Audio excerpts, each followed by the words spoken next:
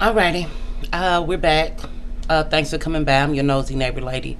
This is your nosy neighbor lady show. We are going to cover another hard topic. A young lady who took herself off the earth on Friday, and I believe Friday was October 20th, 2023.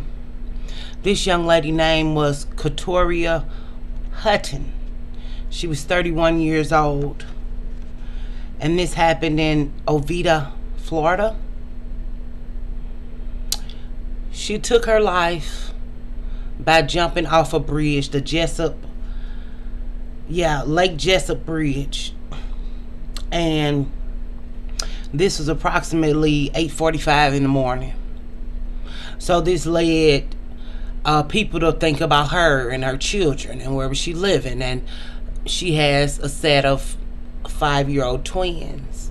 They went to the home for the wellness check of these twins. They were found deceased as well. They said that there was a loaded weapon by the children, but they were not shot.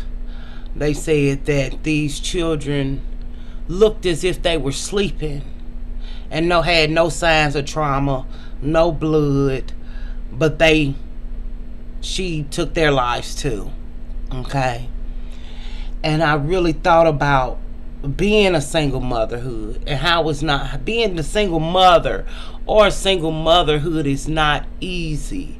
And we live in a society now where everybody does not have access to abortions, and we live in a society where some people don't believe in abortions and think they're less of a woman if they do have one. And then if you do have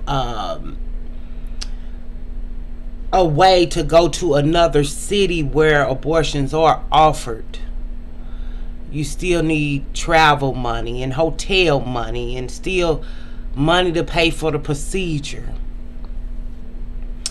But she was suffering in silence.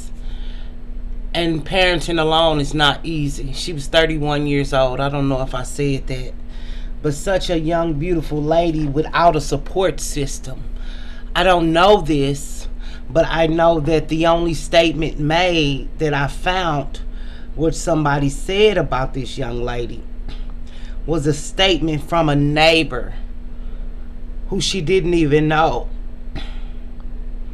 She said, "I'm absolutely heartbroken. I have empathy. I don't have to know her. I have a daughter of my own, and what first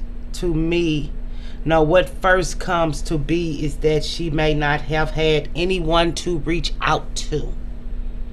Her grandmother said she had a history of depression, but there was no history documented or on paper. That's why I believe that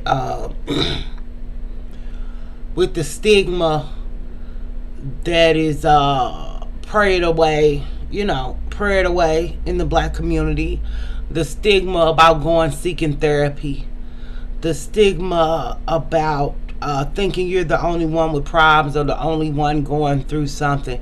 You're definitely not alone. And we want to send condolences to her family, but when you're having children alone, it's very hard.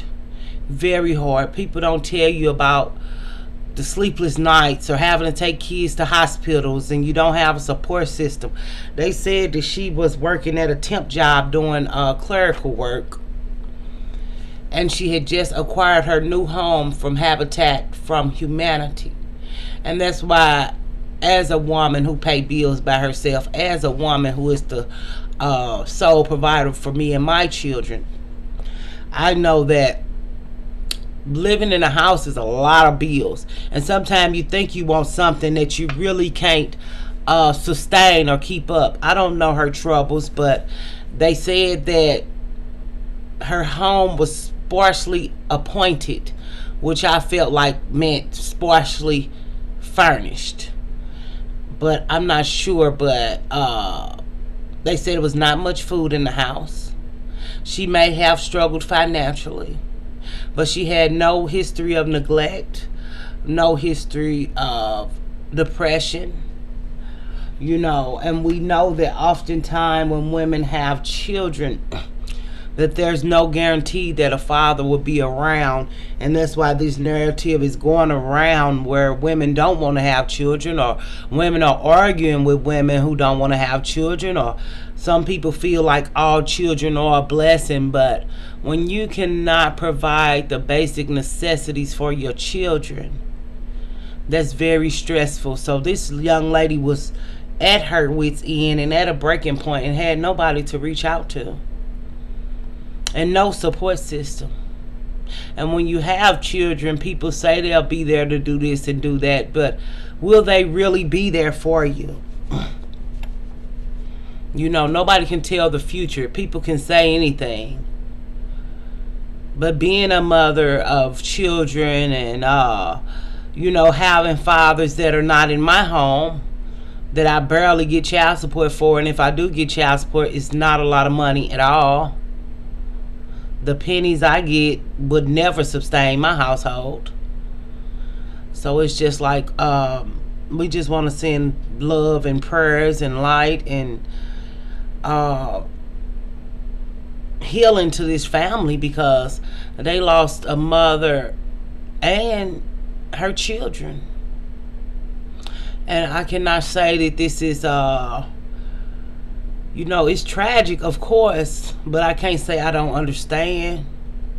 I can't say I'm shocked, but it is a woman in me who is shocked at the amount of women who are taking their lives, because I did not realize how much of the toll of being a victim in Blackistan has taken on black women.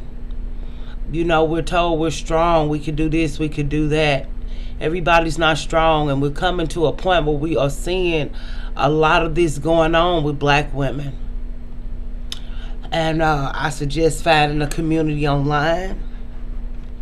I suggest finding your tribe online. I suggest using one of those crisis help centers if you need a break from your children. Some centers have crisis help centers to relieve you for a little while, but when we think about no support system, that's no babysitter. That's no ride to work. That's no ride to the grocery store. But I think she did have a vehicle, because they say she drove and parked and then jumped off a bridge. But I'm just saying, when black women want to have children by men who the numbers say will not be there, okay? The numbers say this. This is not a gender war. This is not an argument. This is what the data says. And when choosing a mate or a father, because if she had a man in her home or somebody, even if she wanted to do that, if she had a father who was there, she could have just called the father and he could have came and got his kids. But it's just all tragic and it's just all sad. And I just don't want y'all to feel alone. I don't want y'all to feel like this. But I can't control how people feel. But if you want to prevent this in your life, when choosing to have children that nobody wants but you, and that's an honest thing. It sounds sad, it might sound mean to some, but we know that there are tons of black kids going neglected, tons of black kids in the streets doing only God knows what, because they are neglected. To birth children in today's society or world is very it's not really the greatest decision to me. I have children, my children are older, but we didn't have access to information like this. Would I make different decisions if I had access to the information? I believe so. Or I might have still would have been a baby maker, single baby mama. I don't know. But I do know that When people tell you don't have children, it's not because they're trying to keep joy out your life. It's not because they're trying to prevent you from experiencing the greatest love of all. Kids love their parents because parents instill love in a kid. But if you have a kid that you don't instill love in, society is forced to deal with that and clean that up. If you having kids for people, and I'm not saying that's the case in her case, but if you having kids hoping that a man stay, the numbers say that he's not going to stay anyway. So I think that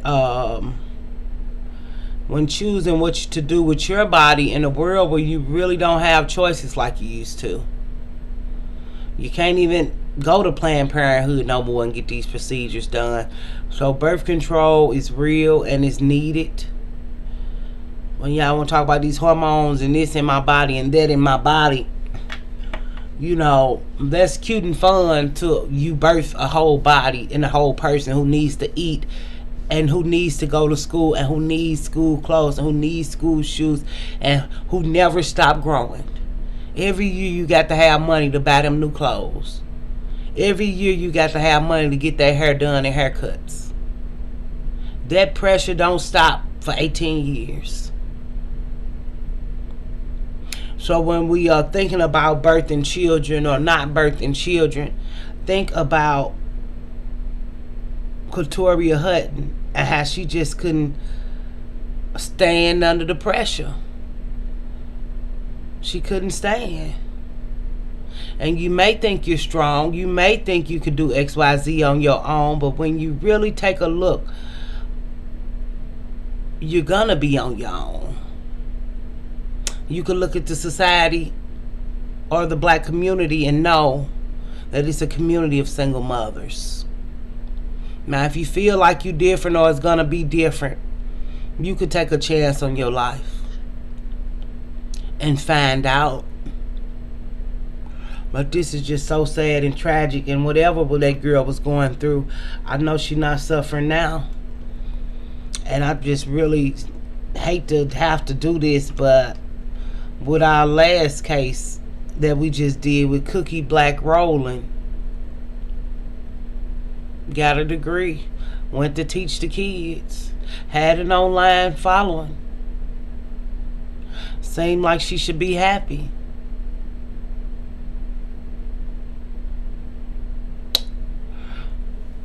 But she had children too. I just want y'all to keep these younger black women in y'all prayers and try to uplift them if you see them. You know, you can be the help that you can try to be, you know, or encouraging word that you can try to be, with a safe distance, of course, with a safe distance, because we know that we have pretty problematic relationships with each other. But when you can give her a card with $20 in it, I don't know. You can encourage some words, I don't know. But I wouldn't suggest getting all up in people's business, because then they think you friends. But then too, we living in a world where, you know, people don't believe in God like that no more. I know a lot of my refuge when I was younger was the Lord. I went to church to heal it. So we know that church is not really in religion, and the black community is fading out, you know.